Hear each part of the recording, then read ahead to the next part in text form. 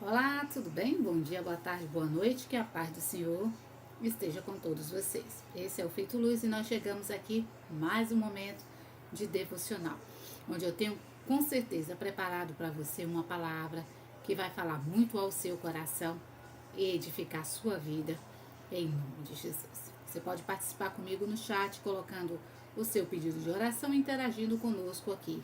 E se você ainda não é inscrito no canal, se inscreva, ative o sininho para que toda vez que tiver um novo vídeo, você seja assim notificado e possa participar conosco aqui do Feito Luz. Sejam muito bem-vindos.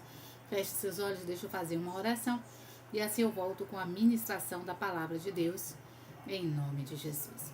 Bendito Deus e glorioso Pai, entramos na Tua presença e Te apresentamos as nossas vidas. Te pedimos perdão, Senhor, por todos os nossos pecados e por todas as nossas falhas. Palavras que saíram dos nossos lábios, ó Pai, pensamentos, atitudes, coisas que fizemos, ó Deus, que desagradaram a Ti de alguma forma. Que o Senhor nos perdoe e que possamos, ó Deus, neste momento, achar graça aos Teus olhos, porque a alegria do Senhor é a nossa força. Alegra-te de nós, ó Pai, e se faça presente em nome de Jesus. Repreendemos toda e qualquer ação maligna, determinando a saída e a quebra de toda a maldição em nome de Jesus. Amém? Sejam todos vocês muito bem-vindos, irmã Minamara, irmã Isabel, irmã Angélica.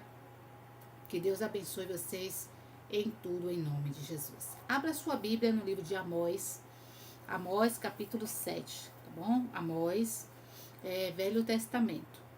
A Bíblia vai falar aí sobre o prumo, nós vamos entender um pouco mais sobre isso, o que é que significa essa passagem aqui no livro de Amós. Amós, capítulo de número 7. Pai do Senhor, irmã Ingrid, que Deus abençoe você. Irmã Xênia, que Deus abençoe. Beijo nas meninas aí, Niflozinha, Nistela. Que Deus abençoe poderosamente a vida de todos, tá bom? Capítulo 7 do livro de Amós. O versículo de número 7 é o seguinte, vou ler com vocês. Mostrou-me também assim, eis que o Senhor estava sobre um muro, levantando o prumo, e tinha um prumo na sua mão. Aqui é o profeta Amós, né? Ele teve uma visão ali falando com Deus, orando ao Senhor, e ele viu como que Deus estava levantando o muro e estava com um prumo na mão. Todos nós sabemos, né, que para a construção civil, qual é a importância do prumo. Kézia, ela é arquiteta e ela é técnica em edificações. E aí eu estava sentada com ela ontem e eu perguntei, que Deus está falando muito sobre isso comigo, né, sobre esse prumo, sobre o prumo, e eu fui e perguntei para ela, Kézia, qual é a função de um prumo na construção civil. E ela aí foi me dar uma aula, né? Porque ela é arquiteta e é técnica em edificações, então ela sabe a parte técnica do prumo. O prumo, não sei se vocês já viram, depois pesquisem na internet a figura de um prumo e vocês vão ver. Ele parece um peãozinho, tem um cordão. E segundo Kézia, ela me disse que quando se levanta ali uma parede, é por isso que a Bíblia diz que Deus estava no muro. Assim, olha aí, versículo 7. Estava no muro, levantando o prumo. Então, ele estava sobre o muro, ele estava em cima do muro, por exemplo, com o prumo na mão. Então, esse prumo, quando a pessoa, na construção civil, quando se constrói uma parede, quando se faz um muro, pega esse prumo e coloca. Não é igual aquele que coloca aqui assim, para ver se ele está nivelado. Não é o nível, é o prumo. Ele tem pendurado no cordãozinho e ali ele coloca para ver se tem alguma, principalmente no caso assim na horizontal, para ver se tem alguma inclinação daquela parede, se formou tipo ali uma barriga, se aquela parede está realmente levantada corretamente. Se você for parar isso e trazer para o mundo espiritual, para as nossas vidas hoje, Pai do Senhor, irmã Cláudia, seja bem-vinda em nome de Jesus. Amós, capítulo 7, do versículo 7 e seguinte, tá bom? Eu vou ler só o 7 até o 9. Eu vou ler só esses até o 9. E aí é Amós 7, 7, e aí a gente lê até o versículo 9. Então, esse prumo, ele dá essa coisa de você saber se aquela parede, ela tem algum tipo de inclinação. Se ela está saindo ali da forma correta de uma parede. Se ela tem tipo uma onda, tipo uma barriga. Porque se está construindo, aquilo ali de repente pode futuramente trazer muito prejuízo àquela construção. Então, para se não ter, então quando se levanta a parede, ele se coloca o nível para ver se aquela parede tem algum tipo de inclinação.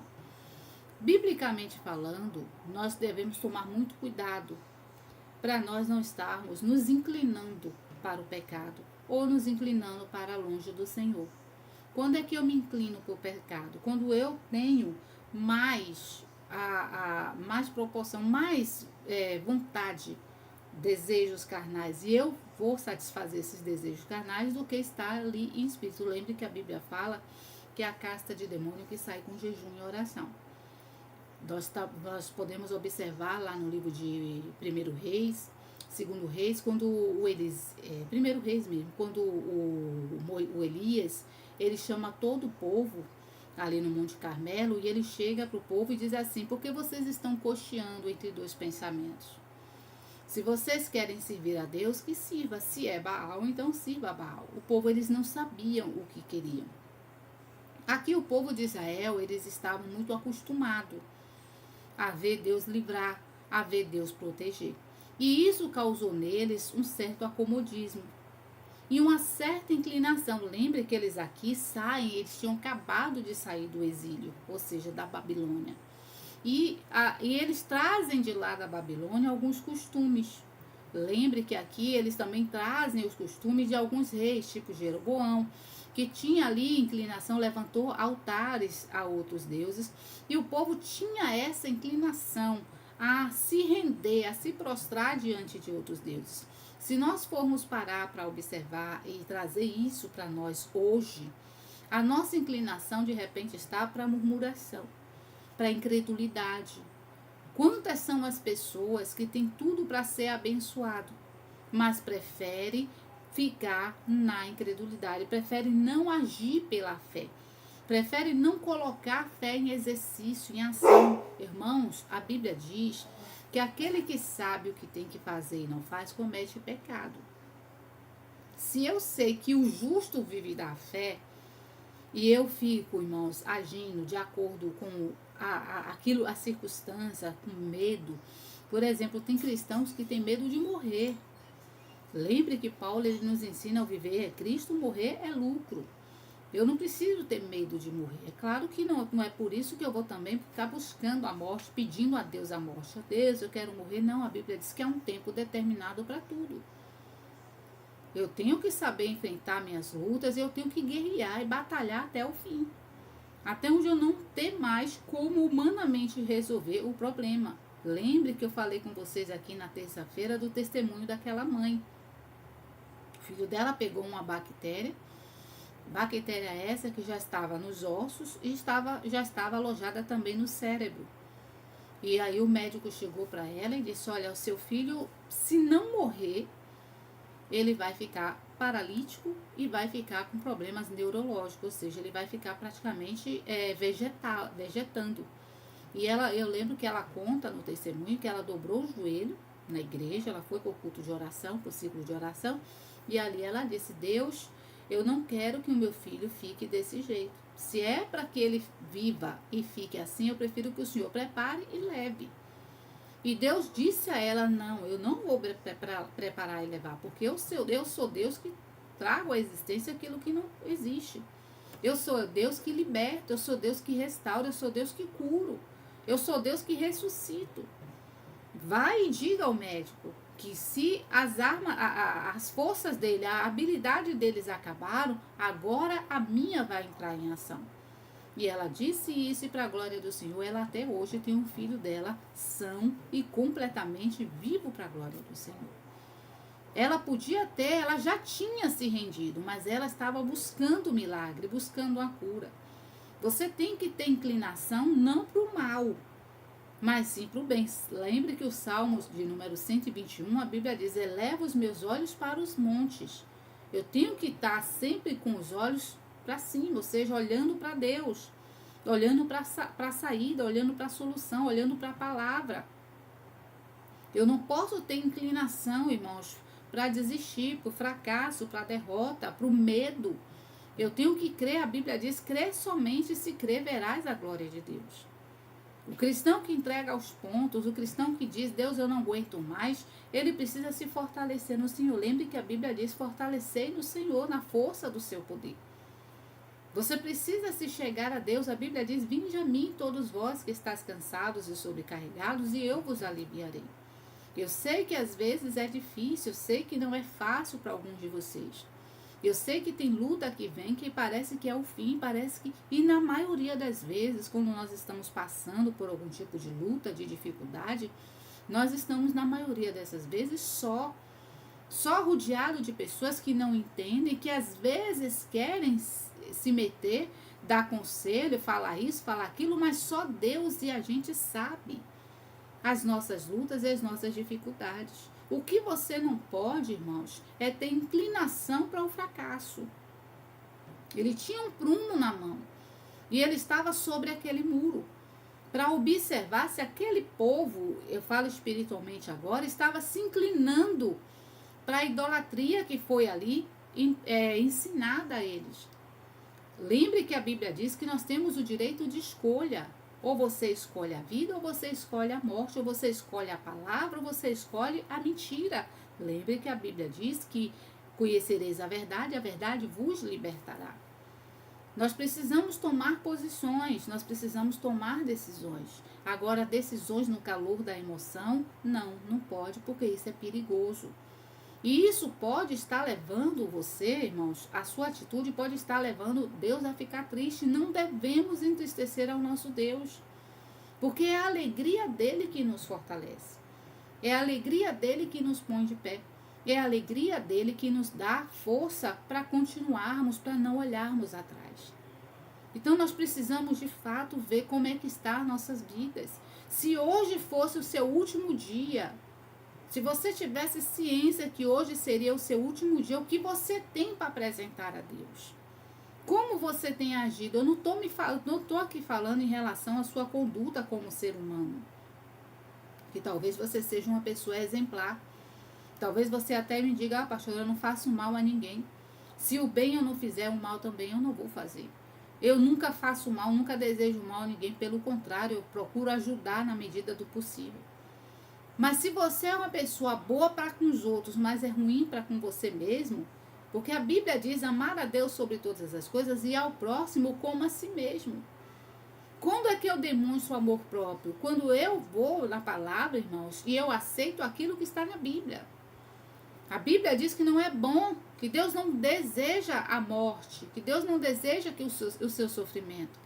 Ele veio para te dar vida e vida com abundância. Lá na terceira epístola, na terceira carta de João, no versículo 4, a Bíblia diz, não tenho maior alegria do que essa, do que saber que os meus filhos andam na verdade.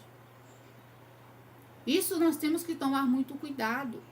Porque hoje nós estamos vivendo uma época em que as pessoas são tão fracas espiritualmente que qualquer coisa é motivo da pessoa até sair da igreja. É motivo da pessoa abandonar a fé. É motivo da pessoa dizer, eu não aguento mais, eu não vou mais para essa igreja, eu não vou mais buscar. Eu estava vendo hoje uma pessoa falando mal de um outro pastor, ele colocou um vídeo, de fato. Tem pessoas que, pastores, tem algumas pessoas aí que parece que interpreta a Bíblia completamente do jeito que ele acha que tem que ser. Mas cabe a mim, a Bíblia diz, examinar tudo e reter o que é bom. O que eu estou falando com vocês aqui, vocês têm que ter aquele senso de crítica. Crítica em que sentido? Examinar. Aquilo que realmente se encaixa com a palavra, que o Espírito de Deus testifica com você, amém, louvado seja Deus. Aquilo que você vê, poxa, isso aí não bateu bem para mim, não. Não é assim que eu entendo. Por exemplo, eu vou dar um exemplo para vocês. Quando eu ia para a igreja, ainda jovenzinha, ainda menina, uma vez eu vi o pastor da igreja lá que eu frequentava, pegar uma caixa de remédio, colocar no púlpito e dizer, se eu não tomar esse remédio, eu morro a minha pressão vai aumentar, ou eu vou ter um problema de pressão, eu vou ter ali um derrame, ou então eu vou morrer, a minha diabetes vai me matar. Ele falou assim mesmo, ele usou essas palavras. E eu estava ali no culto e eu olhei, ainda era menina ali, irmão, mas eu me lembro dessa cena. E eu olhei para minha avó como dissesse, como assim ele vai morrer?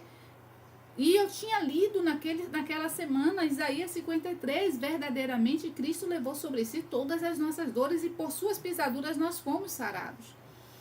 E aí eu olhei para minha avó, fez sinal para que eu ficasse quieta, e quando eu cheguei em casa, eu disse, mas avó, como é que ele disse que ele vai morrer com a diabetes ou morrer com o problema da pressão, se a Bíblia diz que Cristo levou sobre si as nossas dores?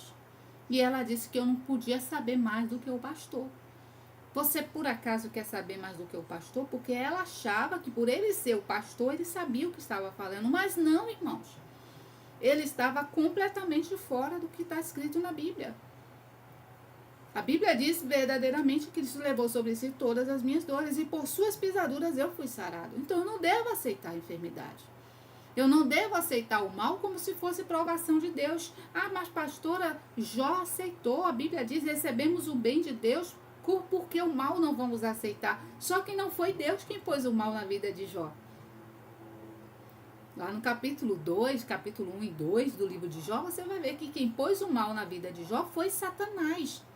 Deus permitiu, porque no capítulo 3 ele diz, o que eu mais temia me sobreveio, o que eu mais receava me aconteceu. Uma brecha foi dada. E na maioria das vezes, quando eu leio o livro de Jó, eu só chego a uma conclusão.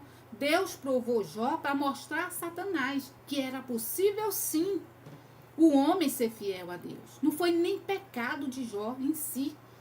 Foi Deus dizendo, eu vou mostrar a você que mesmo na dor, porque Satanás desafia Deus no capítulo 2. Que tudo que ele faria de tudo para salvar a própria vida. E Jó não negou. A mulher de Jó diz, amaldiçoe a Deus e morra. E ele diz, como uma louca fala, assim falas tu. Recebemos o bem de Deus com prazer, porque o mal não vamos aceitar. Mas tem muita gente que pega esse versículo e faz dele uma doutrina. Não, porque a gente tem que aceitar. Não, irmãos, eu não vou aceitar. Eu não vou aceitar. É claro que não é porque eu não aceito que eu não vou ter algum tipo de problema. Nós somos seres humanos. Nós estamos aqui, nós somos vulneráveis, a gente vai ter em algum momento a necessidade, nós vamos passar realmente. E ainda que Deus permita, mas não é Deus quem está colocando o mal, porque Deus não faz o mal. Deus faz o bem. Mas ainda que o mal consiga nos atingir, consiga tocar o nosso corpo, ele não pode atingir o nosso espírito. Ele não pode, irmãos, manchar o nosso espírito. Porque nós temos que estar em comunhão com Deus, em perfeição, sem inclinação para o erro.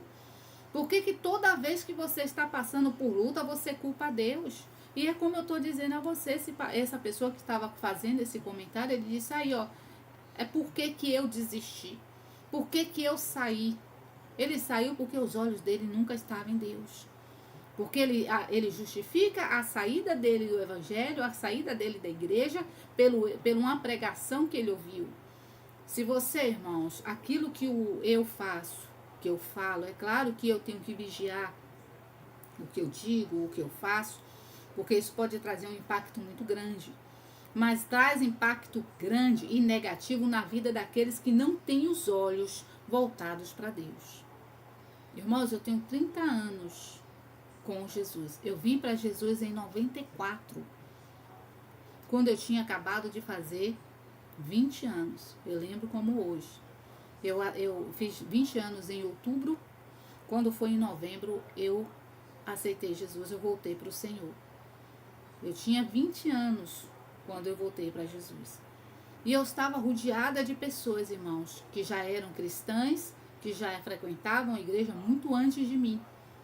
E eu sabia tudo aquilo que essas pessoas faziam. E uma única coisa que Deus falava comigo desde essa época: não olhe para o homem, porque quem olha para o homem cai. Quando eu falo homem, não é macho, não é genericamente falando, é o ser humano.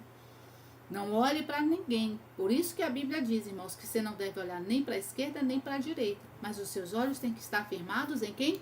No Senhor. E graças a Deus, eu passei por muitas provas, eu passei por muitas lutas, por muitas decepções. Mas da presença do Senhor eu não saio.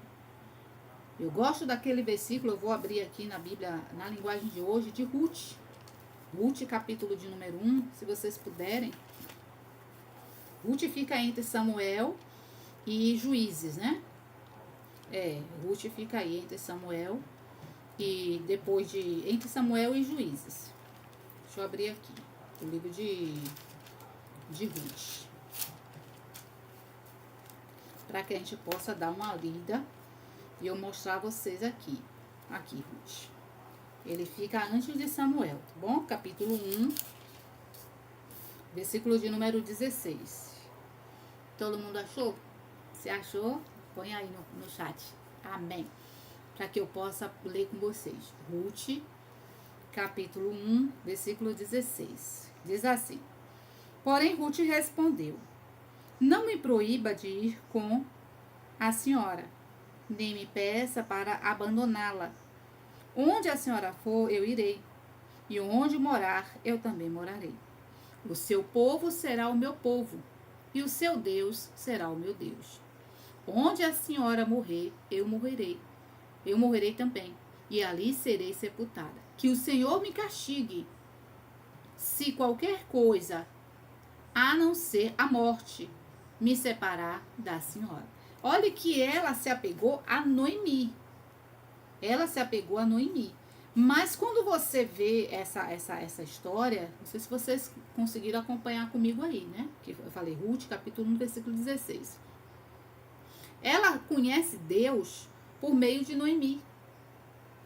Ela teve a escolha. Noemi chega para ela e diz assim: olha, eu já sou uma pessoa avançada em dias, eu não vou me casar, e ainda que eu me casasse e tivesse filhos, não teria como meus filhos crescerem para serem maridos de vocês. Ela tinha 2 noras. Noemi estava desamparada, já não tinha marido, os filhos também morreram, ou seja, não tinha mais ninguém. E ela desamparada, ela pensou: vou voltar para a minha antiga cidade, que era Belém. E diz a Bíblia que ela chama as meninas e diz: olha, eu quero que vocês, eu vou abençoar vocês e vocês voltam para a casa dos pais de vocês e vão refazer a vida de vocês. E a outra foi, a órfã foi, de boa, tá bom, abraçou, chorou e ó, foi embora, deu linha. Mas Ruth não. Ruth chega a dizer a ela: aonde você inclinar a cabeça, eu vou inclinar. O seu Deus é o meu Deus. Passa o Senhor, qualquer coisa, até a morte. Eu prefiro a morte ao ter que me afastar da senhora. No caso dela, ela se apegou a Ruth. Eu digo a vocês também, nós devemos nos apegar ao Senhor. Você deve se apegar a Deus. Lembre que o Salmo de número 91, versículo 14, eu vou abrir aqui. Pastora, por que está abrindo essa Bíblia aí? Porque essa Bíblia aqui para mim é melhor, porque ela é menor e ela tem mais, eu tenho mais facilidade. 91, 14. Anotem, viu, gente? Porque eu não anotei, não. Esses versículos Deus está nos dando aqui agora. O livro de Ruth, capítulo 1, versículo 16 e Salmo 91, 14. Diz assim, ó. Deus diz: eu salvarei aqueles que me amam e protegerei os que reconhecem que eu sou o Senhor. A outra tradução vai dizer: porque se apegou a mim por amor, eu o livrarei e o colocarei em um alto retiro.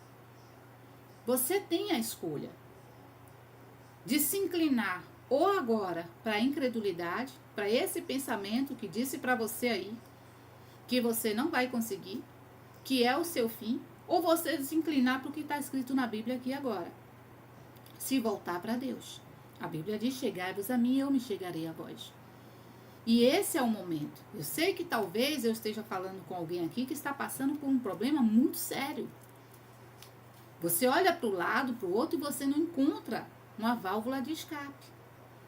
Você não encontra, mas essa válvula de escape está chegando para você agora, nesse exato momento, por meio dessa palavra. O Senhor não quer que você desista.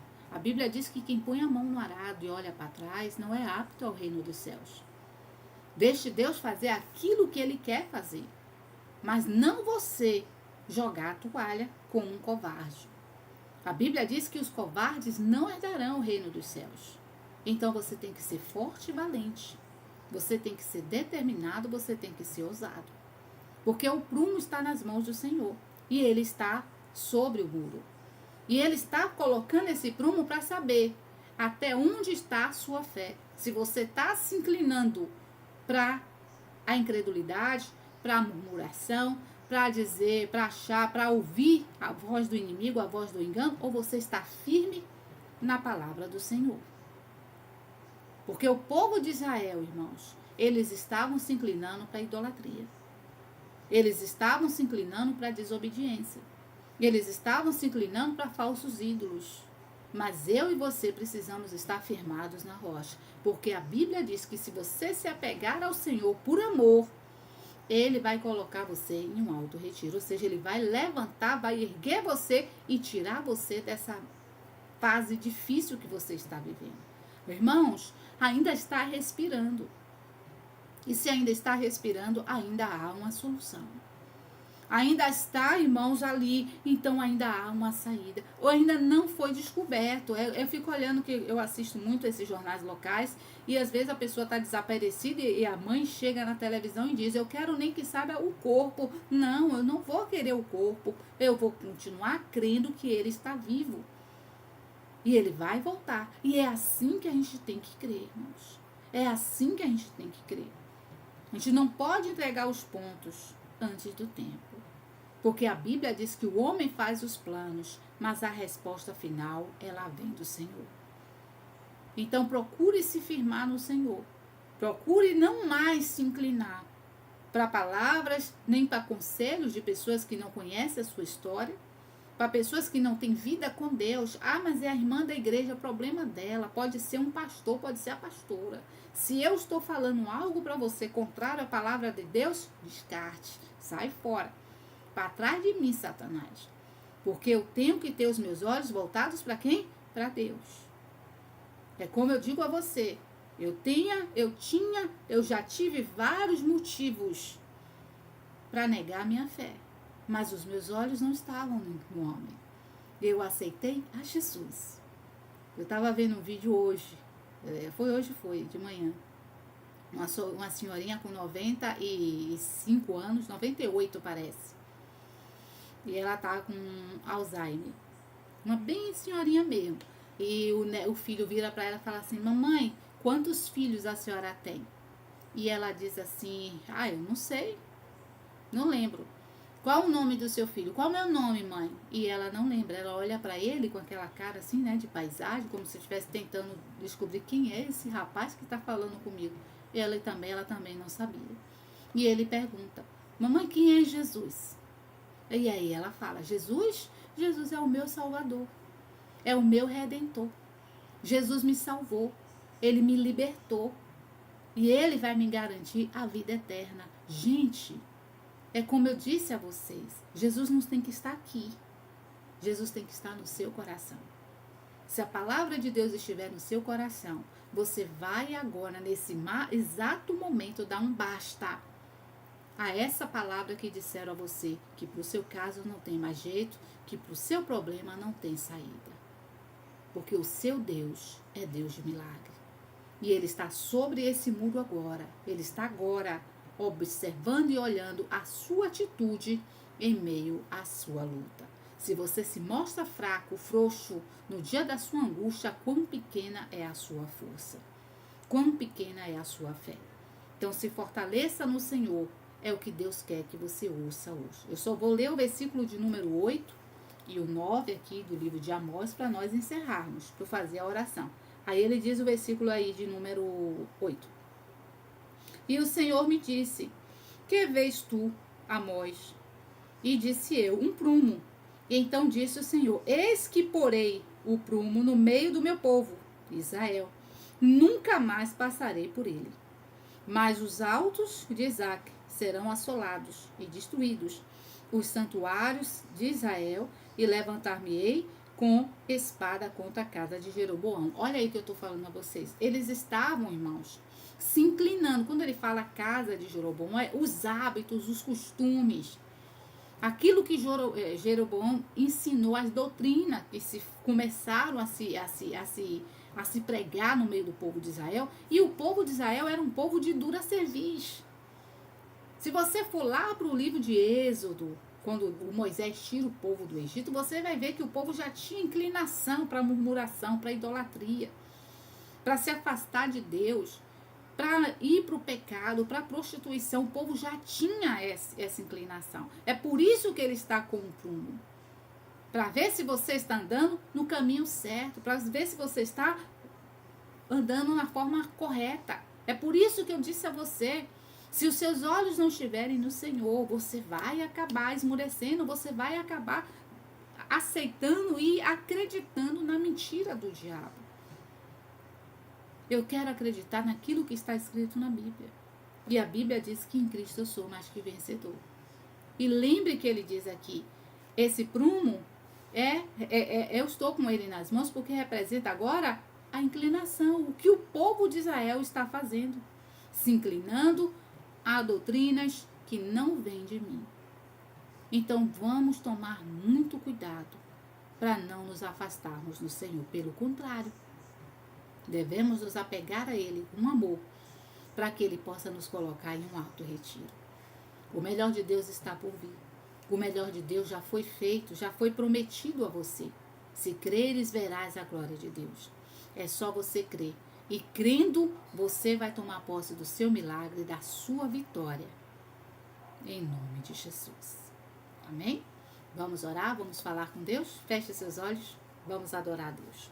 Bendito Deus e glorioso Pai, entramos na Tua presença, Senhor, nesse instante, e eu te apresento a vida de todos que estão aqui comigo no chat. A irmã Minamara, a irmã Xênia, a irmã Ingrid, a irmã Cláudia, a irmã Isabel, a irmã Angélica, a irmã Antônia. Ó Deus, toma nas Tuas mãos esta pessoa que está hoje aqui pela primeira vez também. Peço ao Senhor que fortaleça, que dê ânimo, que levante esta pessoa e que principalmente que essa pessoa possa se firmar no Senhor.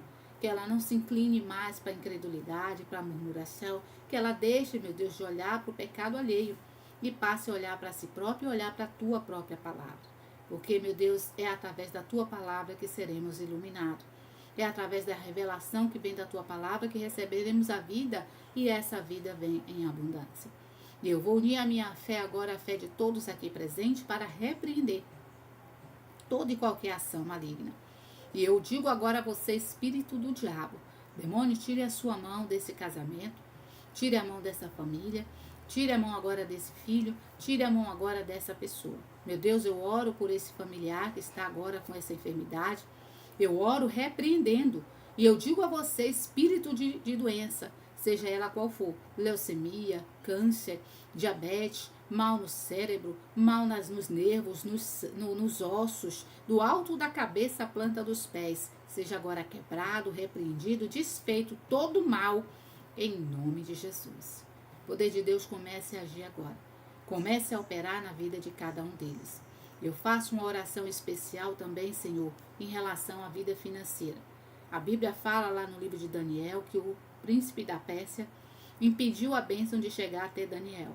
Tem coisas aqui que as tuas servas, teus servos estão orando, é uma questão na justiça, é uma causa que já está ali, o juiz só falta dar a sentença favorável a esta pessoa e esse demônio está segurando a bênção. Deus envia agora o arcanjo para que tire da mão de Satanás essa bênção que pertence a essa irmã ou a essa pessoa. Eu repreendo você, espírito do diabo, tire a sua mão das finanças dessa pessoa, tire a sua mão da fonte de renda dela. Eu te repreendo, espírito de miséria, de desemprego, de escassez. Saia. Eu te repreendo. Você, demônio, que está tentando impedir a promoção, que ela sabe que já era para ter chegado. Ela já tinha se preparado, ela sabe que ela tem capacidade para exercer esse cargo. E você estava impedindo. E eu te repreendo, espírito maligno, em nome de Jesus. Foi essa pessoa que fez o concurso, passou e ainda não foi chamada. Saia com todo empecilho, saia com toda amarração. Eu repreendo agora em nome de Jesus. E eu determino que a prosperidade do Senhor venha e te alcance em nome de Jesus. Basta crer. Lembre que quase eu não oro pela vida financeira de ninguém aqui. Eu oro sim, em particular, mas hoje eu resolvi orar não por mim mesma, mas Deus está me dirigindo a isso. Lembre que Daniel já tinha orado 21 dias. A bênção já tinha chegado, mas o diabo tinha segurado. O príncipe da Pérsia representa o espírito maligno. Ele tinha segurado a bênção para não chegar até Daniel. e Deus enviou um anjo. Por quê? Porque Daniel continuou orando. Você agora só vai agradecer. Você só vai louvar ao Senhor porque a bênção já chegou nas suas mãos hoje. E se você quiser, pastora, eu posso fazer alguma oferta? Posso ajudar? Posso. Depois você pode até procurar aí no chat mesmo e dizer, será pode mandar algum link, alguma coisa para que eu possa fazer a minha oferta de gratidão? Aí eu mando para vocês por aqui mesmo pelo link, tá bom? Então que vocês possam receber esta palavra e creia que a bênção de Deus vai ser derramada na vida de vocês em nome do Senhor Jesus. Basta crer e que se crer, verás a glória de Deus. Amém? Eu volto com vocês agora na segunda-feira, em nome de Jesus.